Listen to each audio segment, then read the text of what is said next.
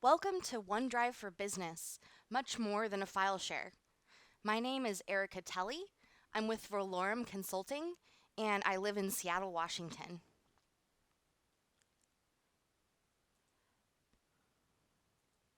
So today we're going to be talking about an overview of OneDrive for Business. So this is a great session if you're considering deploying OneDrive for Business, if you've started a pilot, or if you have deployed OneDrive, but maybe there's some things that you still would like to learn.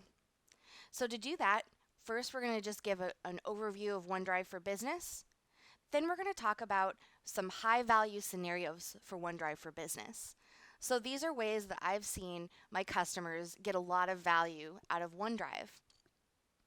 And then, of course, we need to talk about governance and compliance.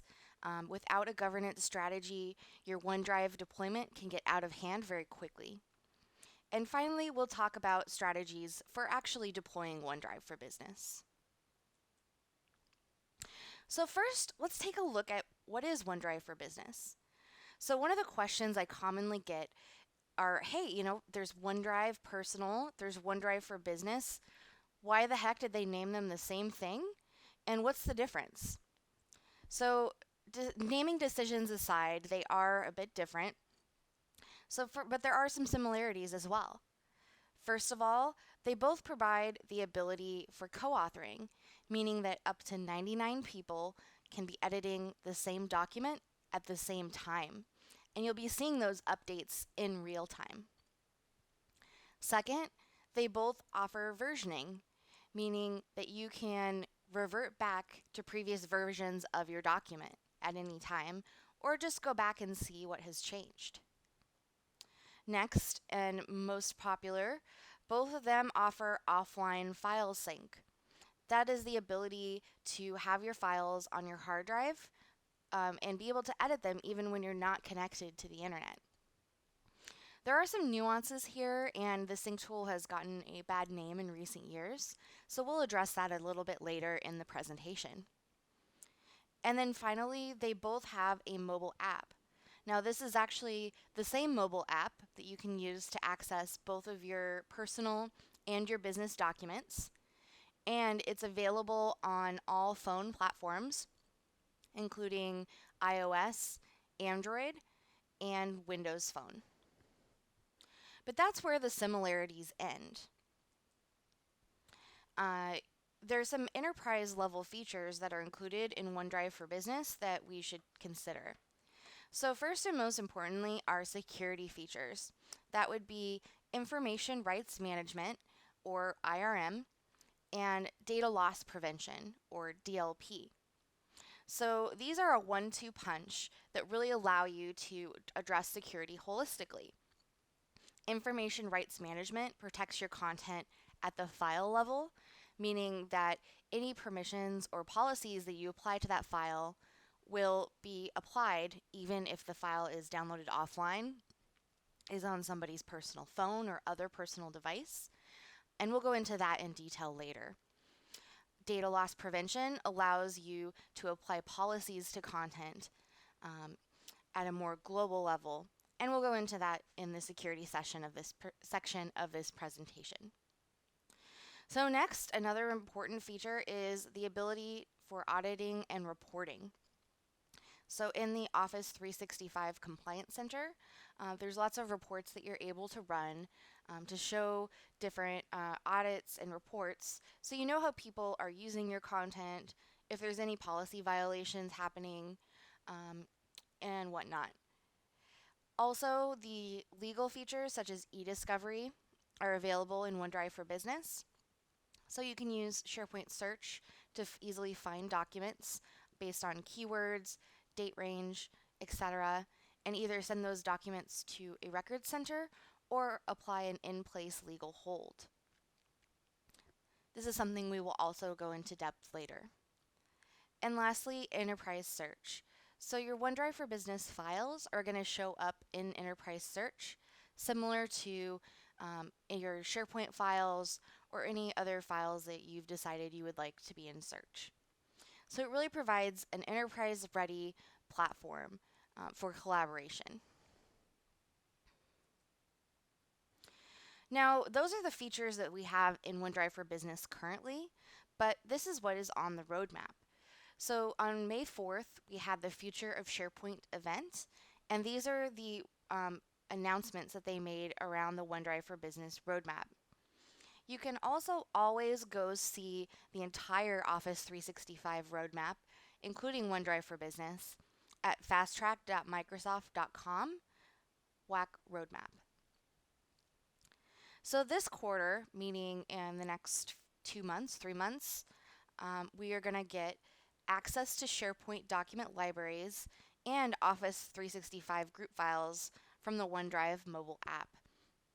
This is very exciting because the OneDrive mobile app is very user-friendly. When you access the app, you have a list of the most recent files that you've been working with, and you can just click on one of those file names, and it'll open in the Office program that's applicable right there on your phone so that you can edit the file on the go and also see the most up-to-date changes from your coworkers. The fact that we'll be able to do that with groups and SharePoint Online document libraries is very exciting for collaboration. Intelligent discovery of documents from both OneDrive and SharePoint. So I think this one is more easily explained in pictures rather than words, but it is built on the Office Graph machine learning technology, meaning it's looking at what files your coworkers are interacting with, what files are being shared in meetings, looking at how the people around you are working to try and guess what documents are going to be relevant to you. I'll show that in a demo in the next section. The other really exciting feature that they're going to be releasing this quarter is copying files from OneDrive to SharePoint. That means that oftentimes people start out maybe drafting a file in OneDrive for Business. They just want some place to store that file that's not on their hard drive so they can access it from any device. And eventually, once it's past the draft form, they want to share it with other people. In that case, a lot of times people want to have that file on SharePoint, but the link would change when you move your file from OneDrive to SharePoint. And if you had shared it with a couple people previously, they would now have to learn that new link. With this new feature, it allows you to copy the file from OneDrive and promote it to SharePoint, so it better facilitates the life cycle of the document. The other thing is they're going to be building a universal Windows platform application. This is going to be an app that works both on a Windows 10 computer, tablet, or most importantly, phone. As you'll see on the mobile slide in just a bit, the Windows Phone application has been severely lacking compared to Android and iOS. So it's really great that they're finally addressing that for you Windows fans out there. Now looking ahead to 2016, so by the end of December, we're going to be providing document analytics surfaced in OneDrive, so you can see how people are using documents, their reach and impact. So that means that for files that are stored on your personal OneDrive, you can just have some intelligence around who's looking at these files and how they're being used. The other thing is the synchronization of SharePoint Online document libraries with the new OneDrive sync client, otherwise known as the next generation sync client. So currently, as you'll see in just a bit, you can only sync OneDrive for Business files with the next generation sync tool. That means you have to have two sync clients, one for SharePoint document libraries and groups, and one for syncing OneDrive for Business files. That's very confusing to end users. It's very confusing to IT people deploying this, and so it's just excellent news that we're going to continue to invest in that synchronization client. Also, currently you can't sync shared folders with the new sync client, so it's great that they're going to be addressing that. And then also more exciting for people that want to offer mobile access to SharePoint document libraries if you have an on-prem farm. Maybe You are doing a hybrid scenario where you're deploying SharePoint Online for some workloads or OneDrive for Business for some workloads, but then there's some data that you want to keep on-prem, or you just don't want to move to the cloud at all, then you can still provide mobile access to those document libraries. And then finally, to complement our quarterly release to be able to promote files from OneDrive to SharePoint, you'll also be able to move and copy files from SharePoint back to OneDrive. So that's a great summary of where they're making their investments in OneDrive. It had its own section at the Future of SharePoint event, and it's very clear that Microsoft is continuing to invest in OneDrive as a technology. So now that you've decided OneDrive is super great, how can you actually deploy it in your organization? So there's 4 scenarios where you can deploy OneDrive for Business. First of all, you can deploy it in only Office 365. So if you would like to have your SharePoint content on SharePoint Online, you would like to move away from on-premise and managing your own servers, OneDrive for Business is certainly available in that scenario. OneDrive for Business is cloud only, so you will need to subscribe to at least the OneDrive for Business product in Office 365 in order to use it. It is not available on-prem, which I'll explain that 4th option in a moment because it's a little confusing. So then the second scenario and the third scenario are both hybrid. So you could do a hybrid deployment with either SharePoint 2013 or SharePoint 2010, where you are providing OneDrive for Business as a place for people to share files that they need to access from any device, offline, and just generally when they're away from their work computer. And then still have SharePoint on-prem available for day-to-day work. This is a great scenario to consider if you have a lot of people that are purchasing Dropbox, Box, those type of tools, which really add up quickly when you look at the enterprise level cost of everyone buying a personal subscription. And those storage locations are also not centrally managed by IT. So you're not sure that that content is following your company's policies and compliance procedures. So it's a great way to just get that content back under IT management. And then finally, they list SharePoint Server 2013 as a deployment scenario, but really in that case, you're just back to SharePoint My Sites. So a traditional My Site profile with a document library. So it's not true OneDrive for Business because you won't be getting the features that we discussed previously. So then OneDrive for Business is included in every single Office 365 plan. So you can purchase it on its own or in any plan up to the new E5 plan. A lot of people will start with OneDrive for Business as a foray into the cloud. So just to get started and get some content up there and enable that anywhere, anytime access. And then move on to adding SharePoint Online, Exchange, etc. So now let's talk about how you would actually use OneDrive for Business in a real life situation. So as if we've mentioned previously, it can definitely be used as a personal file location. It's also a great way to enable a quick and easy extranet if you just want to be able to share a couple files with people outside of your company. You can also enable document co-authoring for OneDrive for Business. So let's say you're moving on off of or you currently have a non-Microsoft intranet or collaboration platform, or you're on file shares.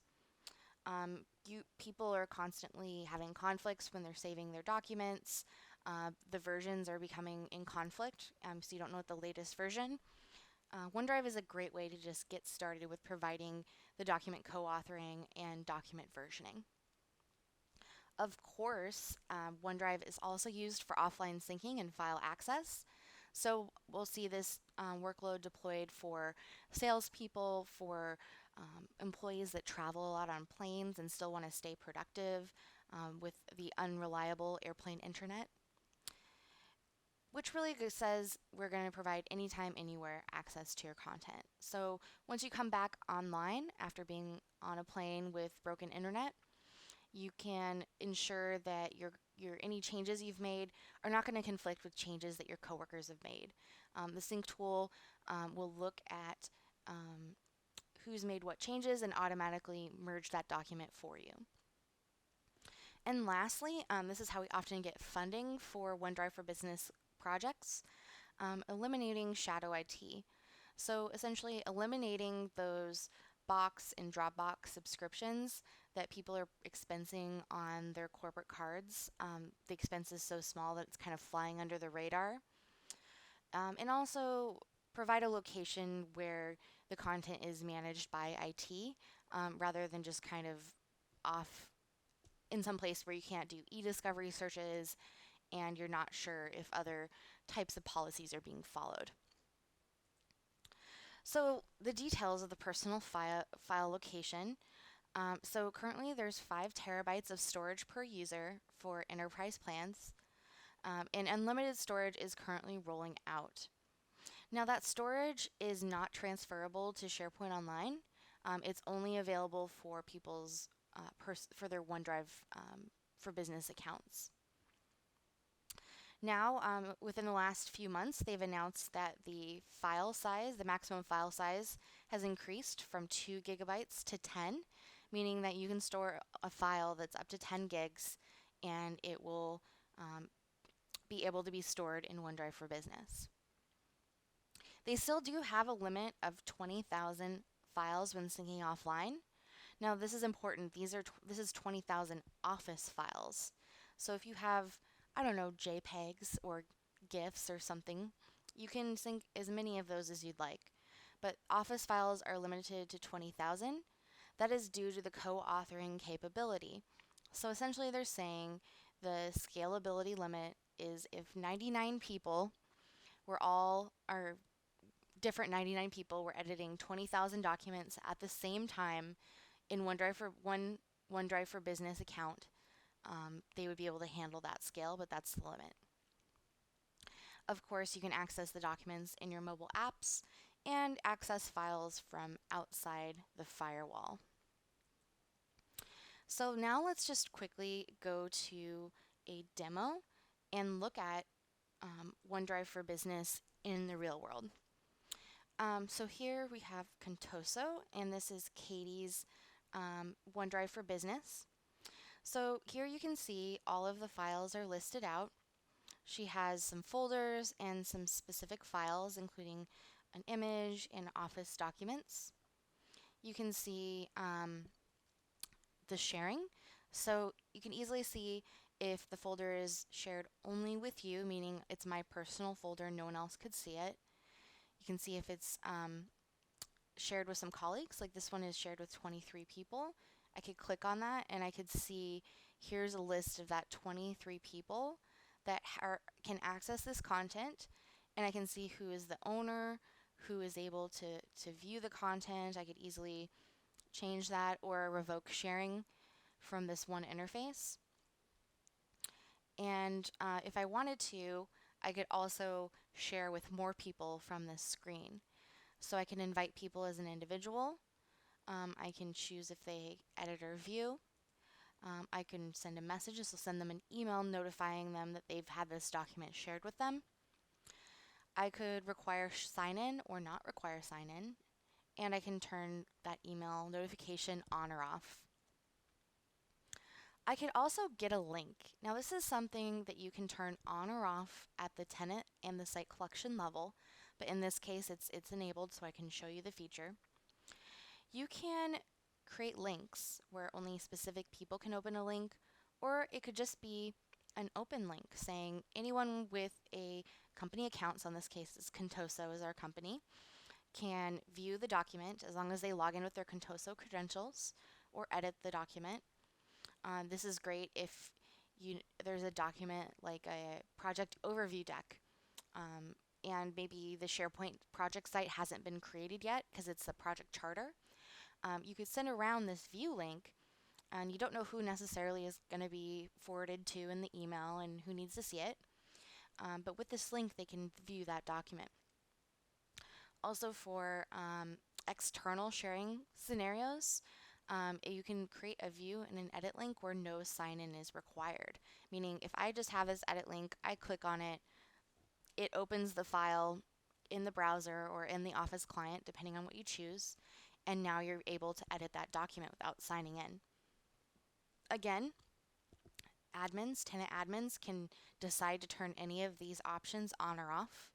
They can also set a policy saying that any links that are created expire within a set number of days. You can choose 7 days, 30 days, 365 days, like that's up to you.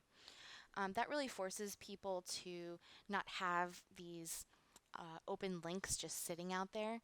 If they want to continue to share the document with an open link, they would need to recreate that link. You can also access other file actions by checking one of these boxes. So open the file, just share button will bring you to that sharing screen that we just saw. You can get a link. You can move and copy. So yeah, again, if you want to move to a different folder, and eventually you'll be able to move that to a SharePoint site. Or of course you could copy as well. And then renaming, and there's where you would see your file version history. Now, on the left here, we have some other options. Of course, you are able to search all your files in your OneDrive for Business.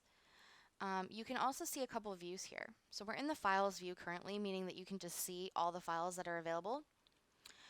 You can also see recent files, so what have you been working with a lot lately?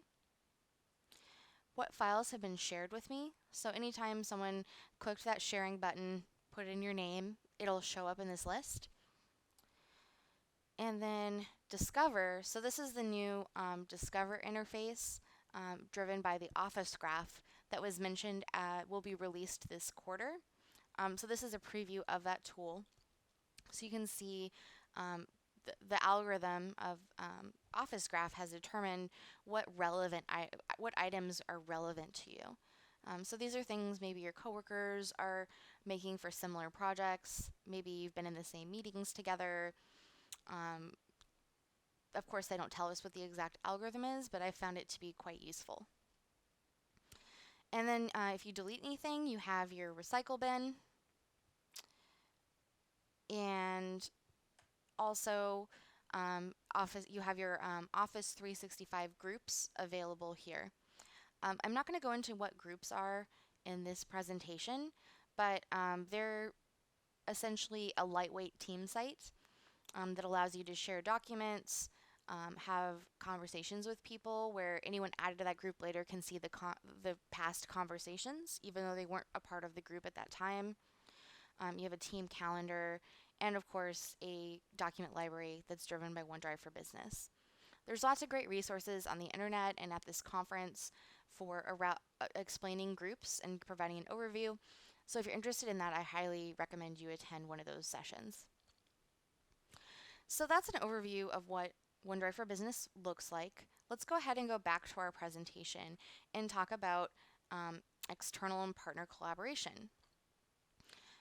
So I want to preface this by saying this external sharing really only works with a small number of people. So if you want to share a document with between 1 and maybe 10 or 20 people, then this is manageable. Anything beyond that, and this is not a scalable enterprise solution. I'll mention some better solutions at the end of this section. So first of all, the ability to share files with somebody outside of the organization can be enabled or disabled for each site collection or at the whole tenant level. So if you do not have these options, it's because your tenant has not enabled this feature, either at the tenant level or at the site collection level. You can share documents with anyone that has a Microsoft account.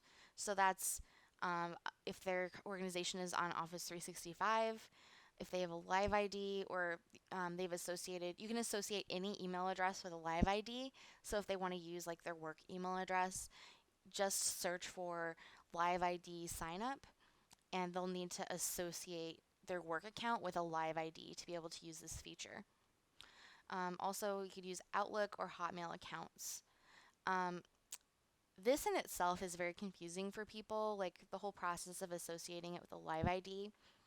And it's very manual, and that's why people kind of get easily confused, and this isn't the most user-friendly solution.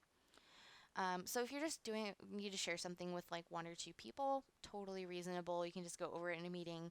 But anything beyond that becomes a bit unmanageable. You can also share content with them via a link if you just want to share one file. And then these users, which are called external users in SharePoint Online, cannot be a site collection admin or get their own OneDrive. So they're limited in the actions that they can perform. Now, what happens if you want to do external sharing, but you want to do it at scale?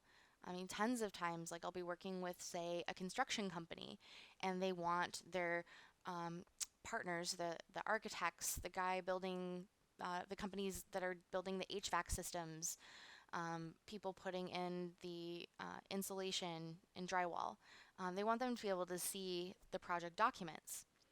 In that case, there is a new feature in Azure Active Directory called B2B, standing for business to business accounts. It's in preview, so we don't know how much it'll cost ongoing, and it is a preview feature, but it allows you to bulk create external user accounts to use in Office 365.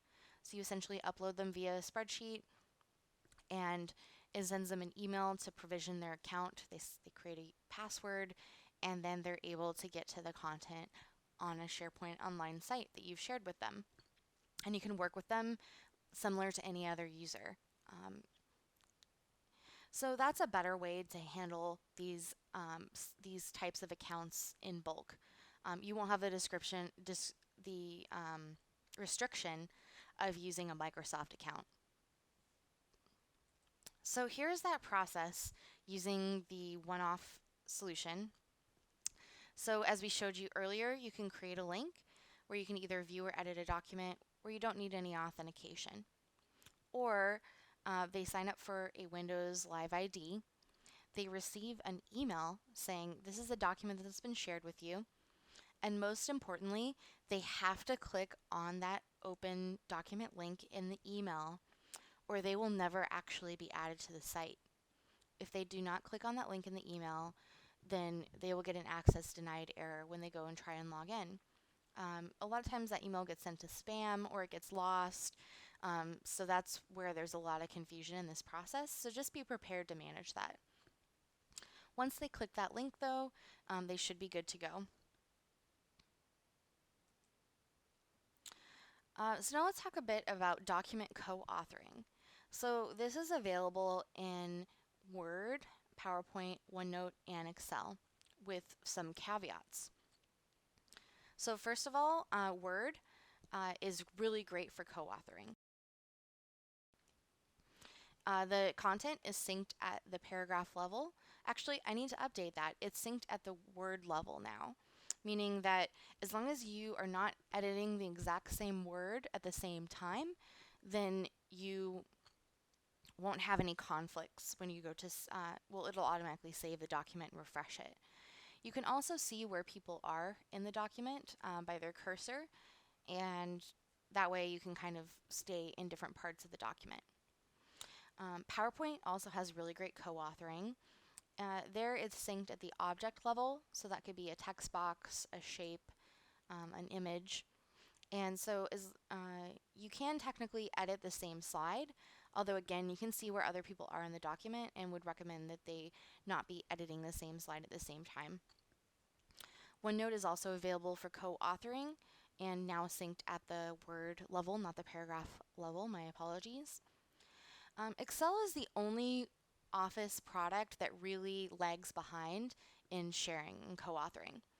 So you can only do co-authoring in Excel in the web app, meaning you have to open the document in the browser. if anybody opens the document in Excel client, which is really needed if you want to edit any major formulas, it's much easier to work in. At that point, the document becomes locked for editing, and until that person is done editing the file, no one else will be able to edit it. Again, I'm sure this is due to the complexity of what goes on in Excel, and so it'd be difficult to do co-authoring. So this is available on all your devices. So if you're working from your computer, this changes will be synced right away. If you're on your mobile device, however, the changes are only going to be synced when you're done editing the document and you exit the document. I'm sure this is to save on data usage. If it was constantly checking for updates and syncing them, it would use a lot of data, which could get quite expensive. So if I'm ever editing a document on my phone, I just make sure that I click the back button and exit out of that document and then reopen it every 5 minutes or so, just depending on how many other people are editing. And then finally, up to 99 people can be co-authoring at the same time. Okay, so now let's talk about sync. So sync has had a pretty poor reputation in the past for OneDrive for Business, but people have always loved the consumer sync tool. This slide really shows you why. So if anybody remembers Groove or SharePoint Workspace, these were the predecessors to the OneDrive for Business sync client. So it's that same technology. So you'll see it's groove.exe. However, the OneDrive consumer version was built as a standalone product by Microsoft using SkyDrive.exe. So what they're essentially doing with the next-gen sync client is getting rid of groove.exe and just moving everything to the SkyDrive sync technology. It's much more stable and it just works much better. So what that looks like, and thank you Hans for this slide that very clearly explains this. Your OneDrive for Business and your OneDrive Personal are using the next generation sync client. Now that's available for all versions of Windows or all current versions of Windows as well as Mac. This was released in preview last fall and into production in December, so it's still pretty new. So if you've tried this sync in the past and been disappointed, you might take another look at this now that the next generation sync client has been released.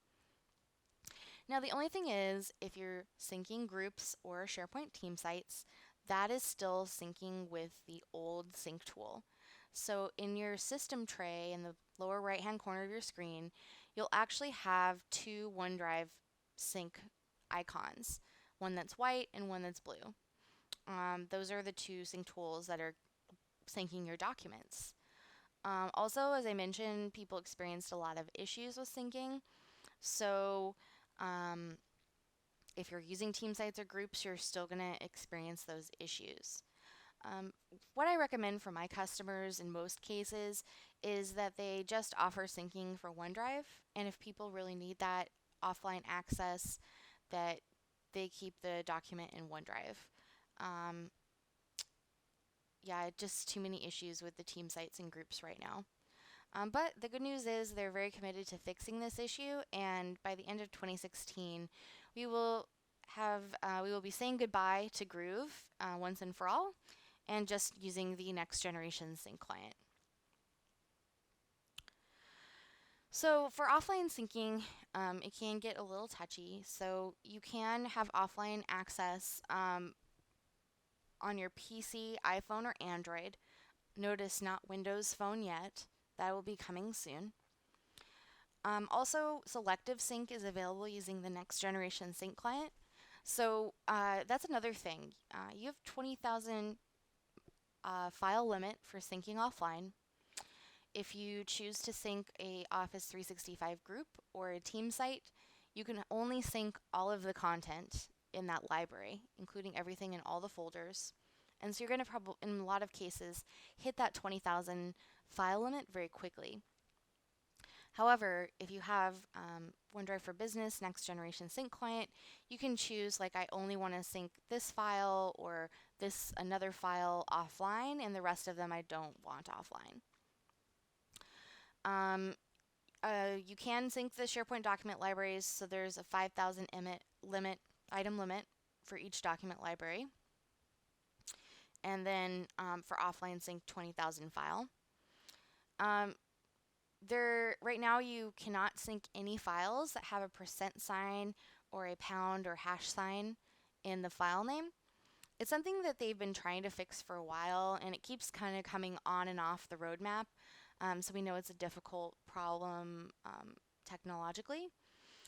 But a lot of sync issues come down to this issue where the file name has a percent or a hashtag, and so the file will not sync.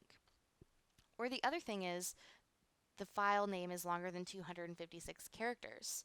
So let's say that you have a file that's nested 3 folders deep in your OneDrive. That's going to be a very long file name. So if you can't sync those files, it might be due to this character limit. You can also sync any file type, but if there's certain files like maybe movies or MP3s that you don't want to be synced, your tenant admin can limit those file types. And then anytime, anywhere access. So I've kind of been over this. You can access from anywhere, any device, including your phone. You can sync multiple OneDrive for Business and OneDrive personal accounts. As a consultant, I really appreciate this because I'll often have like my Valorum Consulting OneDrive for Business. I'll have my client OneDrive for Business. I can easily share files to any of those locations from one app on my phone. Or it will show up as a sharing location in my when I go to save an Office document. And then the most recent files are automatically synced, so you can, no matter what device you use to access it, it's going to appear at the top of the list.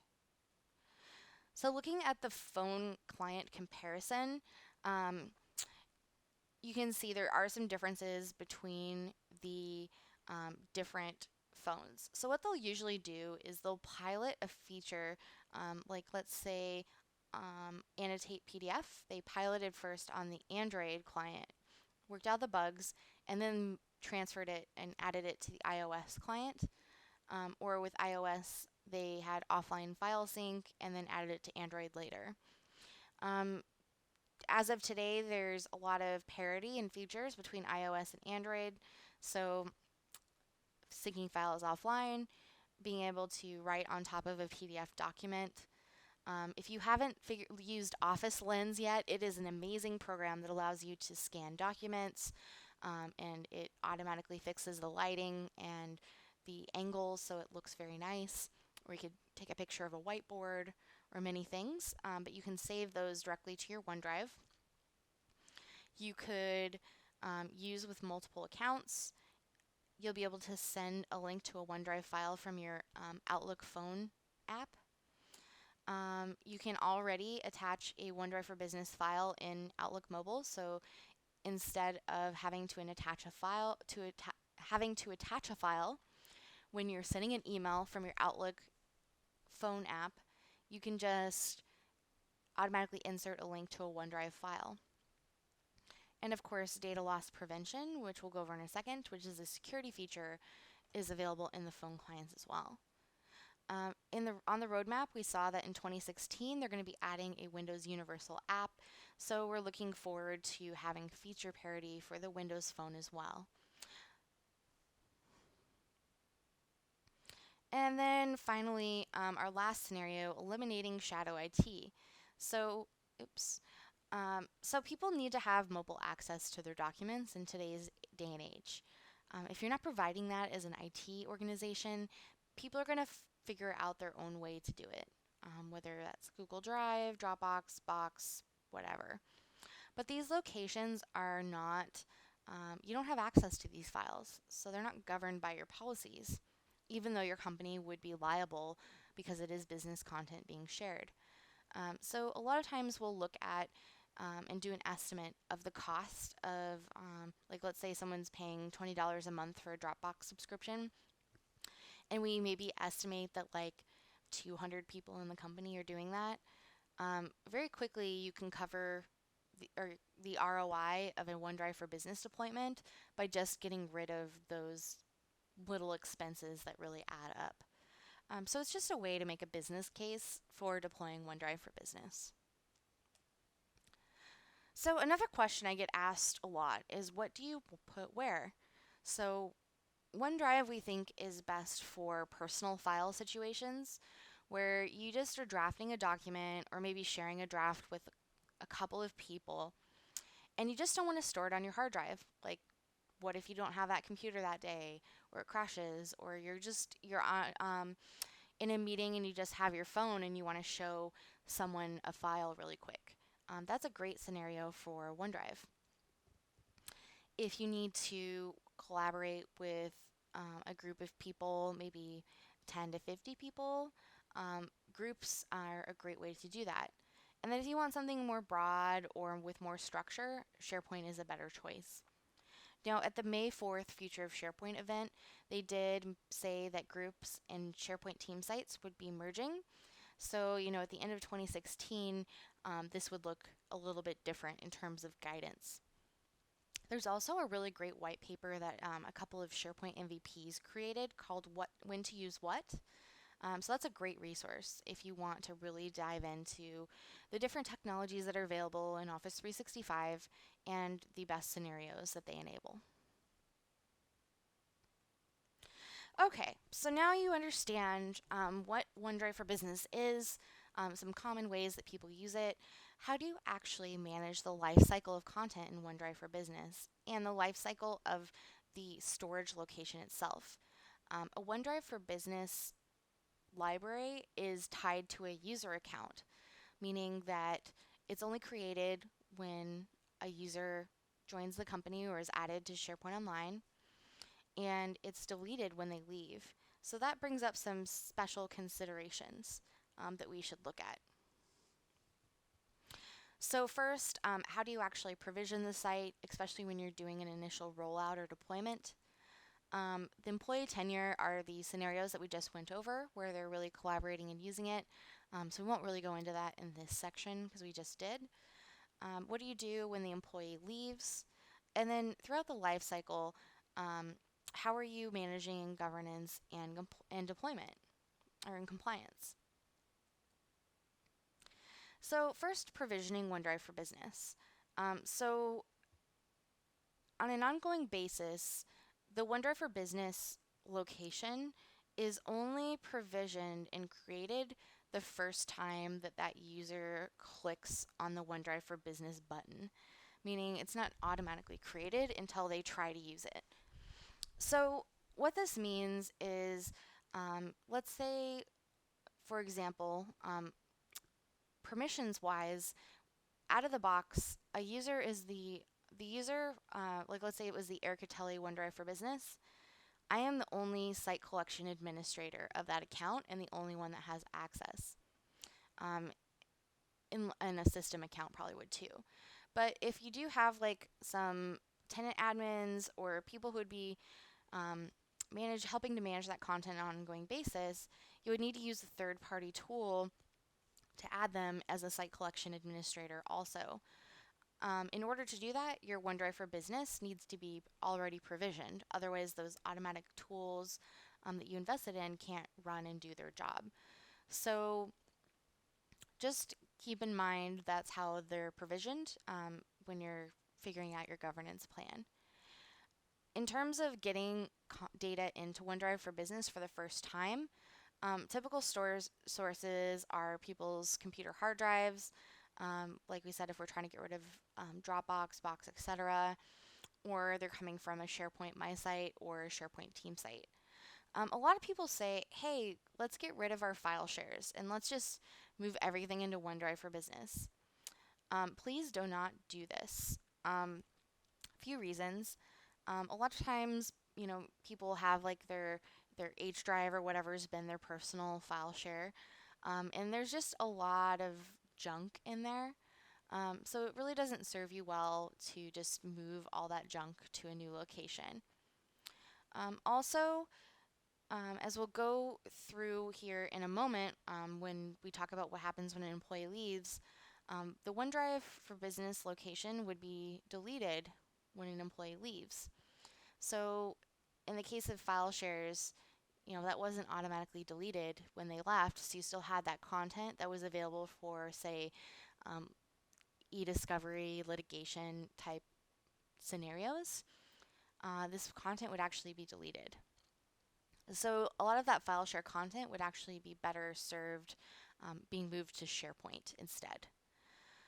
Now, migration options, whatever you do, do not try to migrate the content from their hard drive or whatever using the sync tool.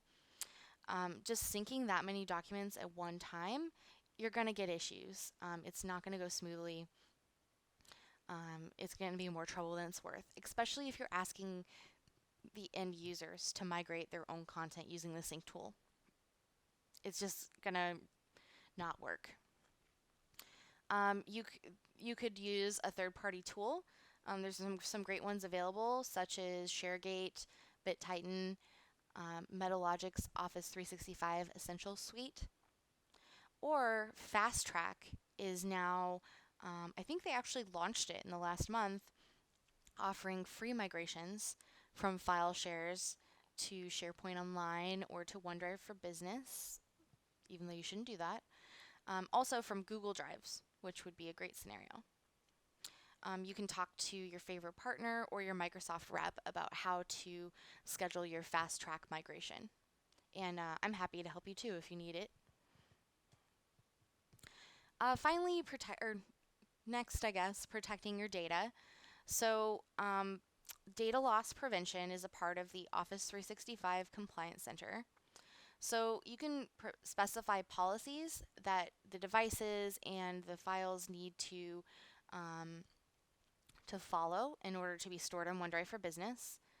Like, for example, a lot of people do not want their employees syncing files offline to a non-company computer. So you could do things like limit the file sync to only computers that have been joined to your company's domain. Or you could be scanning OneDrive for Business content for sensitive information, such as a social security number for those in the US, credit card numbers, other types of sensitive information. There's about 20 policies that Microsoft has created that you could use just out of the box, or you can write your own policies. You could also limit external sharing, saying for certain folders or OneDrives or file types, we don't want those to be able to be shared externally. So if you want to offer some external sharing, but would like some more granular control, then data loss prevention is for you. And then the next kind of complementary technology is information rights management, which is a part of Azure Rights Management.